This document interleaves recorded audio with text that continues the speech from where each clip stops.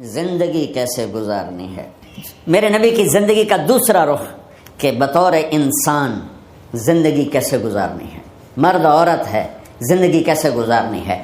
پہلا رشتہ جو قائم ہوا دنیا میں وہ ہے خامد اور بیوی، حضرت آدم اور حوا کا نکاح ہوا۔ اللہ تعالیٰ نے عورت کو کمزور بنایا تو پہلے دن سے اس کو عزت اور احترام دیا تاکہ ساری زندگی اس کمزوری سے ناجائز فائدہ نہ اٹھایا جائے بلکہ اس کو عزت دی جائے۔ کہ آدم علیہ السلام کے لیے مٹی اکٹھی کی، پانی ڈالا، گوندھا اور ایک اسٹیچو بنایا اور ڈال دیا۔ جب وہ خشک ہوا اس میں روح ڈالی اور پھر وہ ننگے بدن تھے، پھر ان کو جنت کے کپڑے پہنائے اور جنت میں ڈال دیا۔ اس کائنات کا حسن بھی عورت سے ہے اور جنت کا حسن بھی عورت سے ہے۔ حضرت آدم علیہ السلام جنت میں، لیکن بابے جی دا دل ہی نہیں لگتا، کلے کلے ہی ٹرے پھر دیں۔ اب اللہ نے عورت کو بنانے کا ارادہ کیا تو اللہ ایک ڈھیر مٹی کا اکٹھا کر کے عورت کے لیے بھی بنا دیتا اور اس کا اسٹیچو بنا دیتا اور اس کو خشک ہونے دیتا، پھر اس میں روح ڈالتا، پھر اس کو کپڑے پہناتا۔ آپ حیران ہوں گے، سبحان اللہ، اللہ نے ایسا نہیں کیا۔ آدم علیہ السلام سوئے، آنکھ کھلی تو دیکھا ایک خوبصورت حسین عورت۔ یہ بات اکثر لوگوں کو معلوم ہوگی کہ یوسف علیہ السلام دنیا کے حسین ترین انسان تھے، اور یہ بات شاید کسی کو معلوم نہیں ہوگی کہ دنیا کی سب سے حسین خوبصورت عورت حضرت حوا ہے۔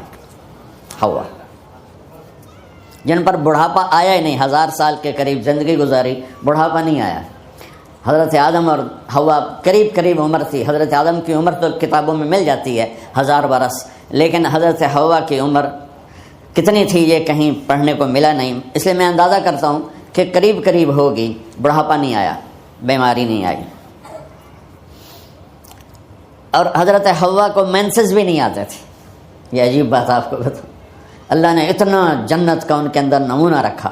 تو جب حضرت آدم کی آنکھ کھلی تو دیکھا ایک حسن کا پیکر، انہوں نے تو جنت ہی بھول گئی۔ کہنے لگے یا اللہ ہن دل تھریا جا کے، یا اللہ کون ہے؟ کیا تیری بیگم؟ کہا واہ جی واہ، موجاں ہی موجاں۔ تو اللہ تعالیٰ نے نکاح پڑھایا۔ سبحان اللہ، اپنے نبی کی شان دوبارہ سنو۔ تو اللہ نے کہا آدم اپنی بیگم کا مہر ادا کرو۔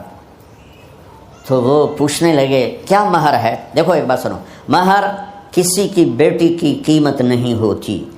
$1 ہو یا $1 ٹریلین ہو، بیٹی کی کوئی قیمت نہیں ہوتی۔ یہ ایک نشان ہے کہ اس بچی پر اب یہ جو خامند ہے وہ موت تک خرچہ اس کے ذمہ ہے، بیوی کے ذمہ خرچہ نہیں ہے۔ خامند کما کے لائے گا اور اپنی بیگم کو کھلائے گا، اور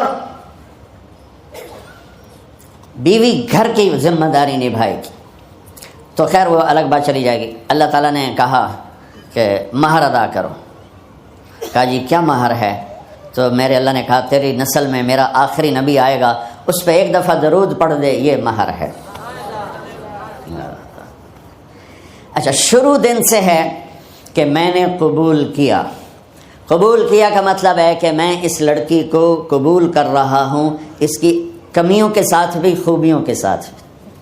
اور جب لڑکی کہتی ہے سائن کرنا قبول کیا ہے، یا زبان سے کہے قبول کیا ہے، تو یہ اس بات کی گارنٹی ہے کہ میں نے اپنے اس لڑکے کو خامد ہونے کے طور پہ قبول کیا، اس کی کمیوں کے ساتھ بھی، اس کی خوبیوں کے ساتھ بھی۔ اور جو ہی شادی ہو کر ڈولی سسرال کے گھر جاتی ہے تو ٹیسٹ شروع ہو جاتا ہے، کی کر دیے، باندھی کے میں، اٹھیندی کے میں، بول دی کے میں۔ اور اس میں بہت زیادہ نیگیٹو کردار ہے سسرال کا، کئی لڑکیوں کا، کیونکہ ہم نے اپنے نبی کی زندگی نہیں قبول کیا۔ یہ واجب ہے کہنا قبول کیا، کہ اس میں پیغام ہے کہ اب میں اس کی میں کوئی کمی ہے وہ بھی قبول کروں گی، کوئی خوبی ہے تو سر ماتھے پر۔ اور لڑکا کہتا ہے کہ میں اسے قبول کرتا ہوں، اس کی خوبیوں کے ساتھ بھی، کمیوں کے ساتھ بھی۔ یہ بات یاد رکھنا، پرفیکشن کبھی تلاش نہ کرنا، پرفیکشن کبھی تلاش نہ کرنا۔ اللہ نے 100 نمبر نہیں مانگے، 51، 1 نمبر اوپر ہو گیا۔ گناہ تمہارے 50 ہیں اور نیکی تمہاری 51 ہے، تو اس 1 پر ہم تمہیں جنت میں ڈال دیں۔ اب کوئی خامد اپنی بیوی میں پرفیکشن دیکھنا چاہے، بیوی اپنے خامد میں پرفیکشن دیکھنا چاہے، ساس سسر اپنی بہو میں، ساس سسر اپنے داماد میں، بھائی اپنے بھائی میں، ماں باپ اپنی اولاد میں، اولاد اپنے ماں باپ میں، جہاں یہ نظر ہوگی تو وہاں لڑائی ہوگی۔ کمیوں کے ساتھ قبول کرو۔ قبول کا لفظ اتنا واجب ہے، تو ڈر تو پھر بہ گئی نا۔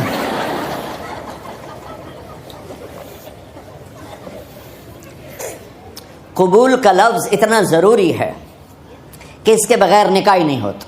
میں یہ کئی جگہ لطیفہ سنا چکا ہوں، اور واقعی قصہ بھی ہے، ایسے لطیفہ نہیں ہے۔ میرے دوست ہیں، ذمہ دار ہیں اچھے، تو ان کے گاؤں کا ایک بچہ چھوٹی عمر میں بسوں پہ جا کے نا وہ جاب پہ لگ گیا۔ تو اس کا کام ہوتا ہے بس کو صاف کرنا، ڈرائیور کو چائے پلانا، اور جہاں کہیں رش ہو تو اس کو ڈائریکشن دینا، استاد جی کٹ لو، استاد جی آن دیو، استاد جی جان دیو۔ تو یہ اس کا محاورہ بن جاتا ہے۔ اب اس کا نکاح ہوا تو مولانا صاحب نے کہا بھائی عبد الرحمان، میں فرضی نام لے رہا ہوں، نام مجھے اس کا یاد نہیں، عبد الرحمان زینب بنت اسلم نو تیرے نکاح دیتا 500 مہر تو قبول کیتا؟ تھوڑی دیر سوچ کے کہندا جی آن دیو۔ اس نے ساری زندگی آن دیو ہی سیکھا تھا۔ تو اس کے بھائی نے اس کو نہیں ماری تو کہنے لگا جی جان دیو۔ مولانا صاحب نے کہا آن دیو جان دیو نال کم نہیں بننا، تو آگے میں قبول کیتا۔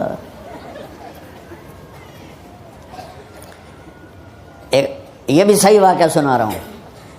ایک نوجوان نے بیوی کو 3 طلاق دے دی کٹھی، اب ہو گیا پریشان، مولانا صاحب کے پاس گیا، کوئی میرے جیسا ہوگا۔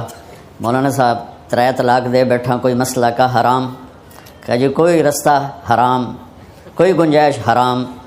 اس نے جیب سے موٹا سا لفافہ نکالا اور مولانا کے جا نماز کے نیچے ڈال دیا کہ مولانا صاحب کوئی گنجائش؟ کہ ہوں تو سوچنا ہی پوے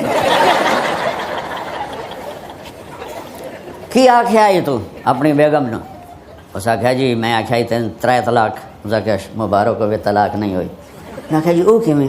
آخیا وہ جڑا یہ طلاق ہے عربی دا لفظ، اس سے چاکھنا پمدا ہے طلاق۔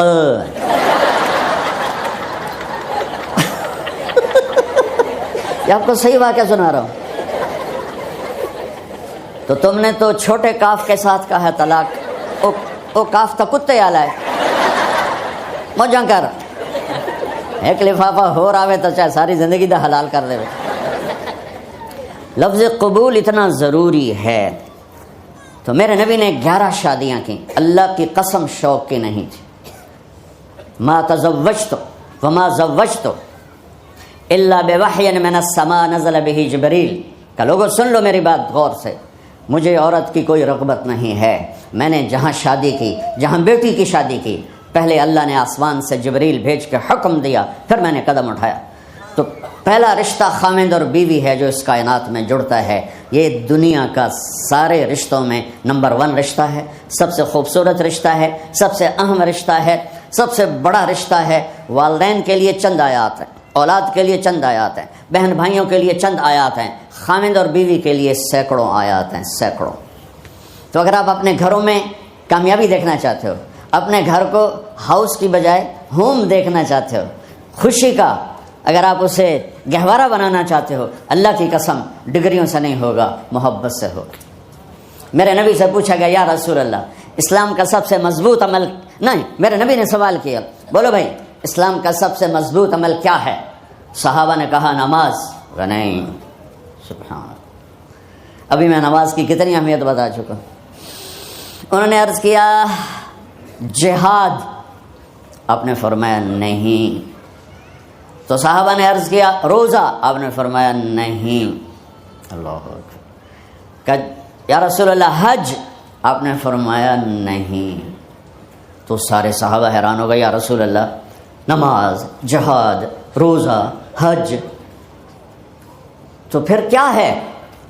اب سننا سارے بہن بھائی، مستورات، بچے بچیاں، آپ نے فرمایا اسلام کا سب سے مضبوط اور بڑا عمل ہے آپس میں اللہ کے لیے محبت کرنا۔ اگر آپ اپنے گھروں میں حسن دیکھنا چاہتے ہو تو ایک دوسرے سے محبت کرو، اظہار محبت کرو، اور محبت کے پیدا ہونے کے لیے بہت ساری چیزیں ہیں، لپیٹ کے دو میں کر لیتا ہوں، دو میں۔ بیوی کی خوبی دیکھو، کمی نہ دیکھو، خامند کی خوبی دیکھو، کمی نہ دیکھو، پہلی بات۔ دوسری بات، اس زبان سے زہر نہ اگلو محبت کے پھول، اس زبان سے کڑوے جملے نہ ہوں، طنز نہ ہو، ٹانٹنگ نہ ہو، بےعزت نہ کرو، انسلٹ نہ کرو، تو آپ کے دل جڑ جائیں گے۔ یاد رکھو، شکلوں سے زندگی آباد نہیں ہوتی، زندگی اخلاق سے آباد ہوتی۔ تو اپنے گھر سے ٹانٹنگ نکال دو۔ نہ کہا کا مطلب ہے بارش کا زمین میں جذب ہو کر یکجان ہو جانا۔ دو زندگیوں کا محبت میں جذب ہو کر یکجان ہو جانے کو نکاح کہتے ہیں۔ نہ کہا آنکھوں میں نیند کا اتر کے سلا دینا۔ نہ کہا خامد اور بیوی کا ایسی محبت دینا کہ چین کی نیند آ جائے۔ نہ کہا اعتماد کرنا، بھروسہ کرنا، خامد بیوی پہ بھروسہ کرے، بیوی خامد پہ بھروسہ کرے۔ اے نوے لوک کے فون چیک ہو رہے ہوئے، کال کتنے کی تھی، کال کتنے کی تھی۔ عزت دو، اعتماد کرو۔ چوتھا مطلب درخت کا چھاؤں بنا دینا۔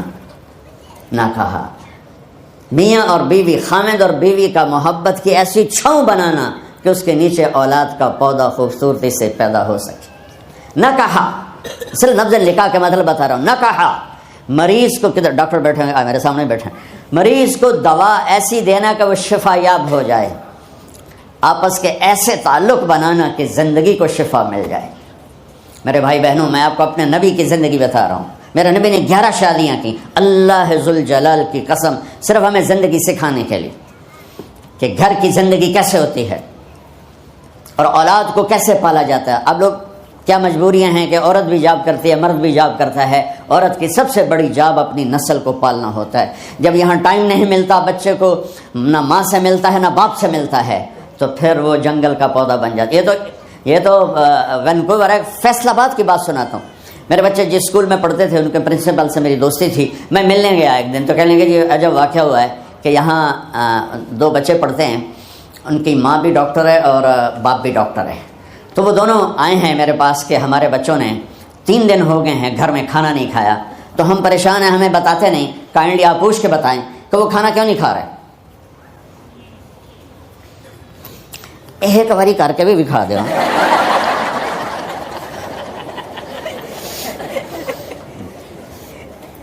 ہمارا دین اتنا خشک نہیں، ہمارے مولوی صاحبان نے زیادہ خشک بنا دیا۔ تو انہوں نے دونوں بچوں کو بلایا، سننا سارے فیملیز بیٹھے ہو، جہاں میں فیملی کی زندگی کو فوکس کر کے نبی سے جوڑ کے بتا رہا ہوں، طارق جمیل کے تجربے نہیں بتا رہا۔ دونوں بچوں کو بلایا، بیٹا آپ کھانے کو نہیں کھا رہے، کہا جی ہم اپنے ممی اور بابا کے سامنے نہیں بتائیں گے۔ تو انہوں نے دونوں کو باہر بٹھا دیا، پھر پوچھا اب بتاؤ کیا مسئلہ ہے۔ ان کا سر ہم صبح جب ناشتہ کرتے ہیں تو ہمارے ممی ڈیڈی سو رہے ہوتے ہیں، ہماری ان سے ملاقات نہیں ہوتی۔ جب ہم اسکول سے واپس آتے ہیں تو ممی ڈیڈی اپنے میڈیکل کالج میں ہوتے ہیں، ہاسپٹل میں ہوتے ہیں، تو ہمیں ان کو دیکھنے کا موقع نہیں ملتا۔ شام کو جب ہم کھانا کھاتے ہیں تو یہ دونوں اپنے پرائیویٹ کلینک میں ہوتے ہیں، تو ہم ان کو دیکھ نہیں پاتے۔ پورا ہفتہ گزر جاتا ہے، ہمیں ماں باپ کی شکل نظر نہیں آتی۔ تو ہم نے اسٹرائک کی ہے کہ ایسے ماں باپ کی روٹی کیا کھانی جو اپنی شکل بھی نہ دکھا سکیں، تو اس لیے ہم نے کہا ہم نے بائیکاٹ کیا ہے، گھر میں نہیں کھانا ہے۔ تو ایسی لائف مت بناؤ۔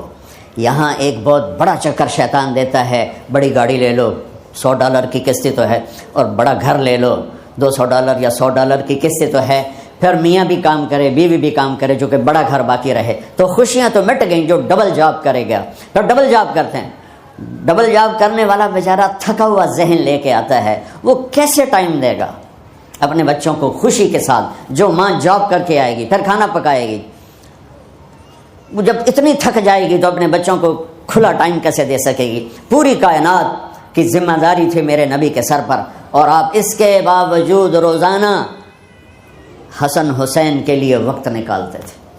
اور انہوں کو آ کر کوئی لیکچر نہیں، دیکھو ماں باپ سے بات کرتا ہوں، لیکچر تھوڑا دو، محبت زیادہ کرو، یہ نہ کرو، یہ کیوں کیا، یہ کرو، یہ کرو، یہ چھوڑ کر صرف سینے سے لگاؤ، پھر محبت دو، کمیوں سمیت بچوں کو قبول کرو، ان کی زندگی تبدیل ہو جائے گی۔ اتنے بڑے نبی، اتنی بڑی ذمہ داری اور اتنا درد سینے میں کہ آپ کے سینے سے ایسے ابلنے کی آواز آتی تھی جیسے ہانڈی ابلتی ہے. اس کے باوجود آپ روزانہ کہتے این اللقا، میرے شرارتی بچے کدھر ہیں. تو وہ بھاگے بھاگے آتے. دیکھو میں فزیکل کر کے بتاؤں گا تاکہ آپ کو پتہ چلے زندگی کیسے گزاری. کہ میرے شرارتی بچے کدھر ہیں. 7 بر اعظم کی ذمہ داری ہے. اور تھوڑی چھوٹیاں چھوٹیاں جابن تو تسی کہتے ہو بزی بڑے ہیں، بزی بڑے ہیں. میرے نبی پہ 7 بر اعظم کے انسانوں کی ذمہ داری ہے اور آخری آنے والے انسان تک کی ذمہ داری ہے. اس سے بڑی جاب کس کی ہوگی کائنات میں. اور پھر آپ روزانہ آتے ہیں این اللقا، میرے شرارتی بچے کدھر ہیں. تو حسن حسین بھاگے بھاگے آتے. آپ ان کے لیے یوں ہو جاتے تھے، آؤ بھائی میری کمر پہ چڑھ جاؤ. اپنے نبی کی عظمت کو جانو کہ انہوں نے زندگی کیسے سکھائی. چاند کے 2 ٹکڑے کر دینا کوئی معمولی بات ہے، آسمان چیر کے چلے جانا معمولی بات ہے، ایک زندگی سکھا کے جانا سب سے بڑی بات ہے. کتنی اولادیں برباد ہو گئی ماں باپ کی وجہ سے، کتنے گھر اجڑ گئے ساس سسر کی وجہ سے، کتنے گھر اجڑ گئے لڑکی کے بدتمیز ہونے کی وجہ سے، کتنے گھر اجڑ گئے لڑکے کے شرابی اور باہر کی گندگی کی وجہ سے. زندگی سیکھو. یہ اتنے بڑے نبی ہو کر آپ یوں ہو رہے ہیں جیسے میں نے آپ کو کر کے دکھایا. دونوں کو اوپر بٹھا لیتے اور کمرے میں چکر لگاتے تھے. پھر یوں کر کے پوچھتے تمہارا اونٹ کیسا ہے. پھر دونوں کو اتار دیتے اور اپنی نواسی زینب جن کو حضرت علی کی وراثت ملی، کس کی؟ علم کی، فصاحت اور بلاغت کی، ان کو کمر پہ بیٹھا لیتے اور اکیلی زینب کو پورے گھر میں چکر لگواتے تھے. اور بھی دکھ ہیں زمانے میں محبت کے سوا، راحتیں اور بھی ہیں وصل کی راحت کے سوا. کیا صرف کمانا ہی کام ہے؟ ادھار کی زندگی سے بچو، خوش و خرم رہو. اس کو قسط دینی ہے، یہ قسط دینی ہے، یہ قسط دینی ہے، یہ دینی ہے. سر میں درد نہیں ہوگا تو اور کیا ہوگا. تو آپ اتنے بڑے عظیم ہو کر وقت نکال رہے ہیں.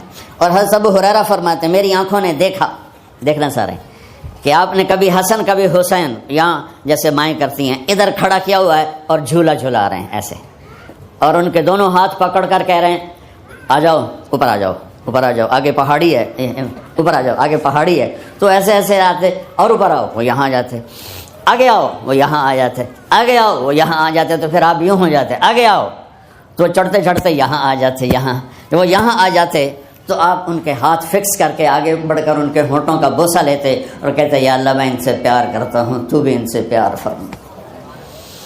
بھائیو اللہ کی قسم پیسے سونے چاندی سے زندگی میں خوبصورتی نہیں آتی، نبی کی غلامی سے زندگی میں خوبصورتی آتی ہے. اتنے بڑے نبی ہیں اور حضرت عائشہ سے کہہ رہے ہیں دوڑ لگائیں. یہاں کسی مولانا سے پوچھو اپنی بیوی سے کبھی کہا اس نے کہ دوڑ لگائیں؟ الٹا سوٹا لے آتے کھل ہو جائے گا. عائشہ دوڑ لگائیں. اور واپسی کہاں سے ہو رہی ہے؟ دوڑ کہاں لگ رہی؟ جہاد کے سفر سے واپسی ہو رہی. اور آپ نے اپنے صحابہ سے کہا سب آگے چلے جاؤ. جب سارے آگے چلے گئے اور کوئی نظر نہیں آ رہا تو آپ نے کہا عائشہ آؤ دوڑ لگائیں. تو حضرت عائشہ کہتے ہم نے دوڑ لگائی تو میں آگے نکل گئی لیکن ابھی پیچھے رہ گئے. کچھ سال گزرے تو پھر ہم سفر سے واپس آ رہے تھے تو آپ نے صحابہ سے فرمایا سب آگے چلے جاؤ. چلے گئے. آپ نے کہا عائشہ دوڑ لگائیں؟ یہ لگائیں. کون دنوں میں ذرا موٹی ہو گئی تھی تو پھر اللہ کے نبی آگے نکل گئے، میں پیچھے رہ گئی. تو آپ نے کہا عائشہ حاضہ بتلک، آج تو اور میں برابر